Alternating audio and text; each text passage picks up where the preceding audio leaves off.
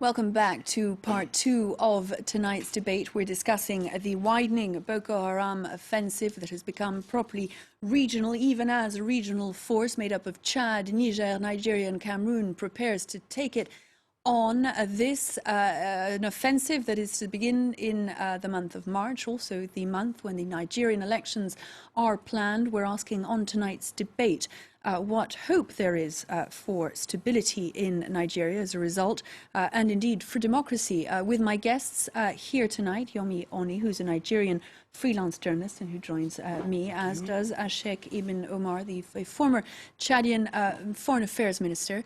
Ebenezer Okpokpo is a lawyer and member of the France-Nigeria Association, and Emmanuel Liga is director of Phobos International, which is a consulting company which specializes in geopolitics and economy in Africa. I wanted to put to you, Sheikh Ibn Omar, picking up from where we left off a moment ago, this meeting will take place in N'Djamena next week. The regional force will begin looking at how it's going to take on that March ground and air offensive against Boko Haram. Some 8,500 men will be involved. What hope do you have for the regional force securing a victory over Boko Haram where national armies have failed so far? Thank you again. One have to be realistic. Whenever there is an insurgency of that kind, it takes time, even if it is a limited one. So I do not expect a quick and easy victory. But action is necessary, of course. As far as the regional cooperation is concerned, I think that there is many loopholes because, first of all, as I said, from the beginning, the three countries particularly concerned on the first place, Cameroon, Nigeria, and Chad, didn't work together. Worse than that, there is even a lack. There has been a lack of confidence between the three head of states. If you look at the Cameroonian of Nigerian paper, of Chadian paper, there are some very worrying, disturbing accusation against another neighboring countries. So there is a necessity to, clarify all the misunderstanding, the political ones at the first place, and to have a new doctrine, because whenever the African officials, be their military or politicians, meet to tackle this issue, the talk is always about equipment and manpower. It is not about doctrine. Or I think that the problem we are facing with Boko Haram, it is not a question of quantitative effort. It is of qualitative nature.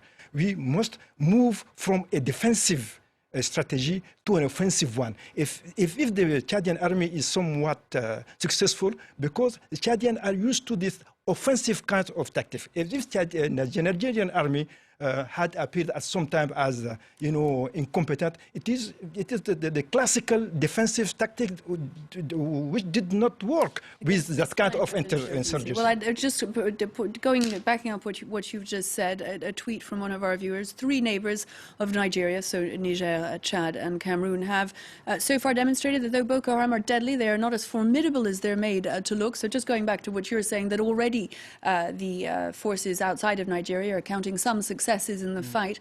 I'd like to put to you, Ebenezer Okpokpo, the idea that one of the things that's been said by the three countries, Chad, Cameroon and Niger today, is that ahead of that March offensive, what they're going to make sure to do is to try and keep Boko Haram pinned in within Nigeria's borders. Surely that means that things are just going to get worse from the point of view of Nigeria. No, well, I don't think so. We don't share that opinion at all, because when this Boko Haram business started, we appealed to our neighbors to make sure that we have very porous borders, for example. I talked about the culture, I talked about the people, I talked about how interrelated, family relations and all that. And the Nigerian army talked about the idea of our neighbors making sure that their countries were not used as in French you say bazarière, okay? Supply routes or... Now, and it didn't work. Everybody closed its eyes. Our neighbors, to an extent, didn't want to intervene. I repeat, because it was considered a local problem, a local phenomenon. Boko Haram was not an international... It was Nigeria's problem. Exactly, yes. You see? So, rather, for Nigeria, probably, it's fortunate. But for our neighbors, it's unfortunate because Boko Haram started spreading its evil acts into neighboring Cameroon, Niger, and Chad today. And all these countries have today realized that Boko Haram wasn't, unfortunately, a Nigerian problem, but an African problem. Another difficulty you have here is that you have a cooperation between countries that have never been used to cooperating in any way militarily. You have Niger, you have Chad, and you have Cameroon. These three countries have military ties with France. Yes, they have military about pacts very with different France. countries. And so culturally, they have nothing to do with Nigeria. In no way have they ever before it is the divide between cooperated French-speaking in any and way. The English-speaking only Africa. country, for example, that probably would say, yes, we had something with Nigeria is Cameroon, who refused during the Biafra War to give a helping hand to whoever wanted Nigeria to disintegrate as a federation. And so you see that it is something new. Nigeria also, the Nigerian army, when we're talking about the Nigerian army has never fought a terrorist war before, a terrorist organization. No, it is new in our culture. We had a fight against when the federal troops took on the Biafra troops and all that. That was a conventional war. We knew where enemies were, etc., etc. And the Nigerian army did extraordinarily well. They were sent to Cameroon. They have proved beyond anything anybody could think of that they were capable of doing things. But this is new in Nigeria's history, you see. So we should not forget that fact. Now, Emmanuel, I suppose the problem is now that given this late stage in the game, can a regional force made up of just over 8,000 men with presumably limited financial means, at any rate not endless, take on a threat that has already gone over the border, that is already substantial, that has already declared a caliphate, now that things have gone as far as they have? Yes, I think going back to what Ebenezer said, I think what most Nigerians believe now, and probably what nobody can contest, is that the army of Nigeria that we had in the past is not really the army that we have today. We are seeing that this army is not as equipped. Everybody, officers themselves are saying it. They are not as equipped as Boko Haram are. And it's true, the army had glorious days in the past, but those are glorious days of the past. So there is something to do about the Nigerian army. If we have to get to the kind of army capable of taking offensive action, offensive strategy against Boko Haram, as Honorable Minister was saying just now. Yes, coming back to your question, they are telling us different estimates about Boko Haram's strength of being about 12,000 to 20,000. And these are troops spread across the whole of northern Nigeria, now being able to make incursions into Chad, into Niger, into Cameroon. So what that is showing us is that these troops have been positioned in small units, highly mobile and well-equipped, all across their area of operation. So it's going to be very difficult for about 8,700 men to take on this kind of force in a short time, as the Nigerian security forces have promised, 6 weeks, to eliminate, dismantle them, and have the elections in Nigeria. Well, on that point, we have another tweet from one of our viewers. The military onslaught, they say, on Boko Haram of late is good, but why wait until this late? It seems like a war to redeem the image for the election. I'd like to go back, Yomi Oni, to what you were saying earlier. We're coming up, of course, to this crucial election. It's been pushed back. Controversially, there are fears for the future of democracy at this stage in Nigeria, expressed by none other, by the way, than the former Nigerian president only last week. Well, I would say there are fears, well-founded and unfounded, depending on who you listen to, actually, because we have different camps and different groups struggling for the soul of Nigeria presently. But if I have to go back to the inability or the failure of the Nigerian army in actually taking care of this threat, I think it boils down to one single thing, the failure of intelligence. As we said, this is not a conventional war, but I'm sorry, we need the intelligence services of Chad, Niger, Nigeria, and Cameroon to actually work together. I agree that they are planning to bring about 8,000 men. It's not just about bringing people in. How does Boko Haram get to recruit people? We should also, apart from applying the military tactics, we should also be working on the people's minds, trying to convince people to make them see the reasons why they should. I think it may boil down to poverty. It's part of it. But how come we are not developing people such that young men prefer to join Boko Haram for, I don't know, €1,000, even less than $500, risking their lives? It is no doubt, as you mentioned earlier, also an important problem of political will. Anna Cunningham, political will in Nigeria is at the moment distracted by the forthcoming elections. It is possible because Boko Haram has been in existence since 2002. And everybody had pretended one way or the other, oh, well, it's a local problem. It will go away. It will go away. But it kept spreading. And now it has peeled into Chad. And in the meantime, inside Nigeria, Anna Cunningham in Lagos, the parties are busy electioneering. And of course, this has become one of the crucial central elements of the Nigerian election campaign. What to do about Boko Haram? The question of security has become crucial. Well, it has. I mean, the question of security was the excuse that was given for delaying these presidential elections by 6 weeks. The independent National Electoral Commission took on the advice of various people, and the military had told them they simply couldn't secure these elections, which is interesting because usually it is actually the police who secure the elections rather than the military. But I think, you know, from both sides, I mean, from the governing PDP party with President Goodluck Jonathan seeking his re-election, you know, he has been to visit the northeast, to Maiduguri. He's talked about bolstering the troops' morale there and promising them better equipment. But from the opposition, APC, with their candidate Muhammadu Buhari, we're hearing, you know, constantly about how the current government has failed on security.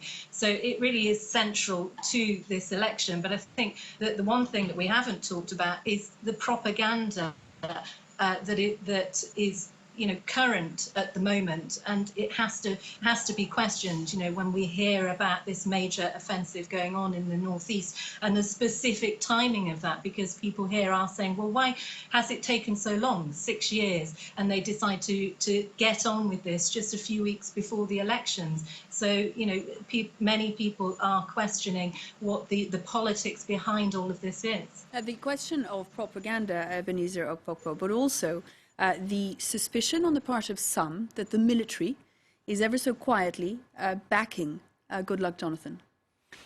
Well, I contested that. I was on RFE yesterday, and the question was also raised on the military backing a president. First of all, it's surprising that people would say the military is backing a president. President Goodluck Jonathan is president and commander-in-chief of the armed forces. Would you ever imagine a situation where the commander-in-chief of the armed forces is not backed by the army? It's not possible. He gives instructions, of course. The suspicion, though, is that they're backing his candidacy. No, but absolutely not. The Nigerian army is very, very, very, very neutral. It has absolutely nothing to gain by backing Jonathan or backing Buhari. They have to be neutral, and they are neutral. They have come out severally to say, look, listen, it's not their role. But because of the constant accusations against them, they have come out publicly to say, that's not our role. Please be careful about things that you say. And they have called even some governors who went out of their way to make very callous statements about the role of the military in these elections.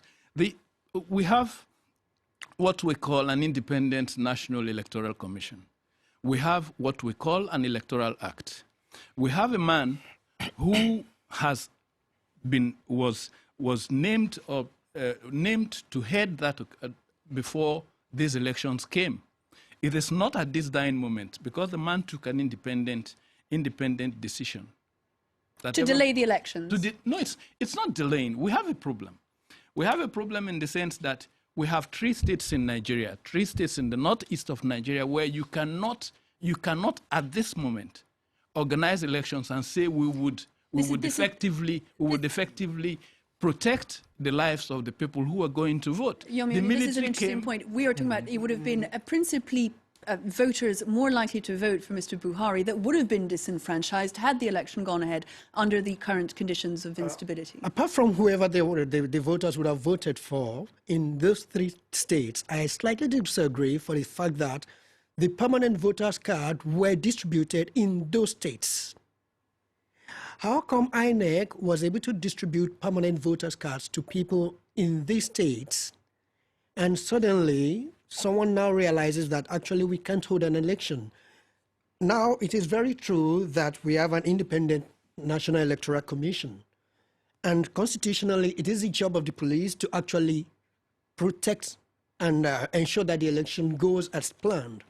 Well, here we have the service chiefs actually saying we cannot guarantee this election, the safety of the people, and even the process of the election. Well, of course. Now, I'm really sorry. The issue or the question is, how come it's taking us up to, let's say, 2 weeks before the election for us to actually realize that we have the Boko Haram problem, or that we have a problem with insecurity? It was announced only about a week before the election was due to be held on the 14th. The military may be neutral, but the body language is actually opposite, unfortunately. Let's have a little listen to the 2 main candidates who will be fighting it out on the election that's now to be held on March 28th.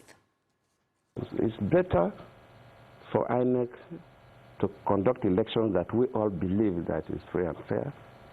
It's quite regrettable that they have to reschedule elections. For us who are politicians, it's more painful because that means more tension, more this, more that, more sleepless nights and meetings, endless meetings.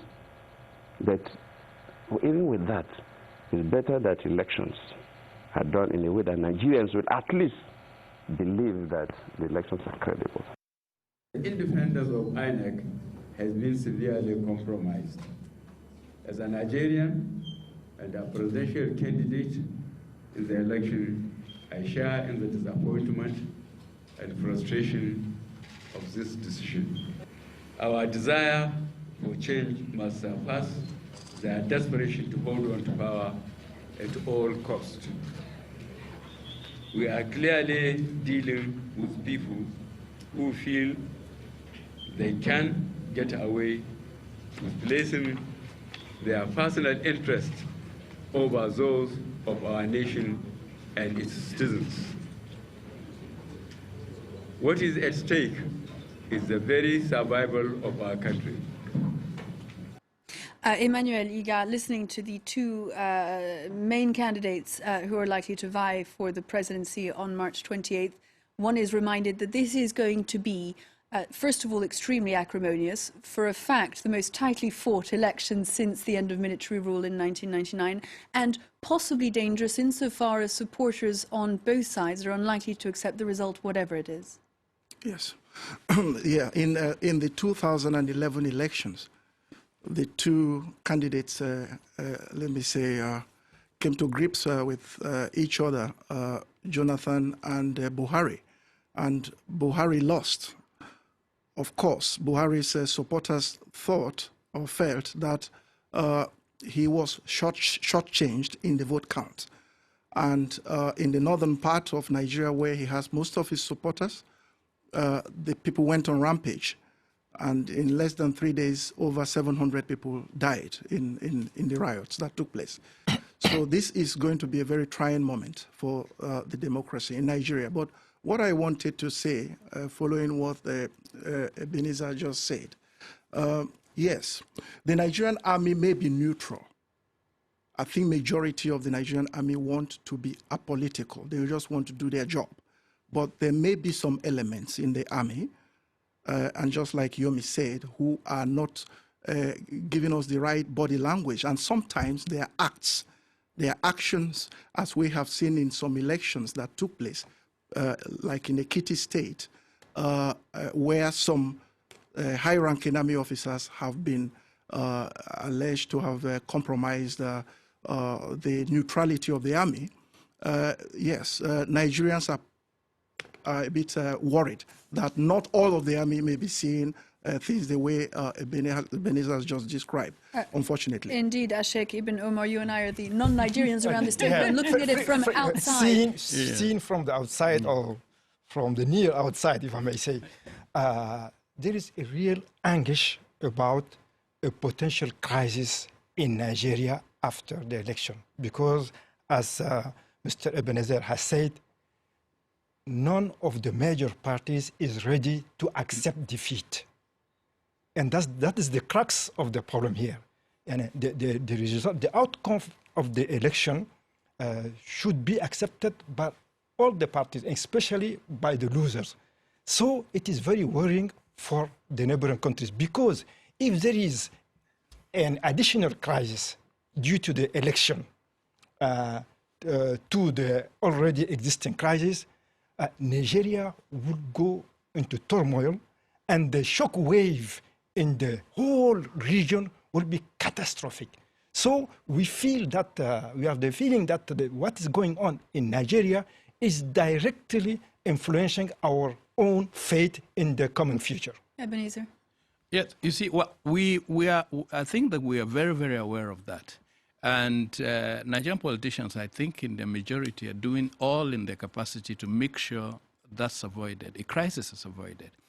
But we do not have to deny the facts and the reality on ground. I was in Nigeria in November and December when they were sharing the PVC cards. People from my place had to travel from wherever we are to the villages to go and collect the PVC cards. The same was not applicable in certain parts of Nigeria, where bulk PVC cards were given to chiefs and malams and all the rest of them to distribute to their families, because their families wouldn't come out to come and collect the cards. Underaged were given PVC cards, whereas the voting age is 18. Another problem is, we're talking about the northeast of Nigeria, for example. Why is it that we have the distribution of PVC cards more in certain crisis states than you have distributions in Lagos, for example, to cite Lagos? You have a distribution situation in Lagos where Lagos was not even up to 50%, whereas they say in certain states in the northeast of Nigeria where there is trouble, you had about 80% of voters that have collected their PVC cards. So you see, we have situations that I think INEC realized there was a big problem. And they had to stop whatever they wanted to do to make sure that those difficulties were corrected before the elections hold.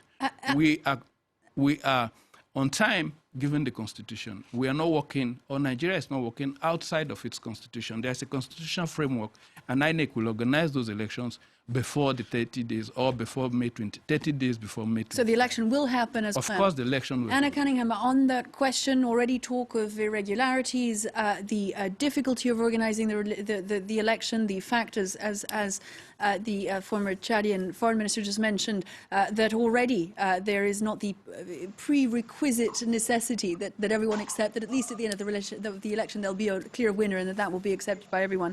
The fact of the threatening chaos from Boko Haram, which neighbouring countries have threatened to force within Nigeria's border just in time for the election ahead of the offensive. All this creates something of a perfect storm looking ahead to that election.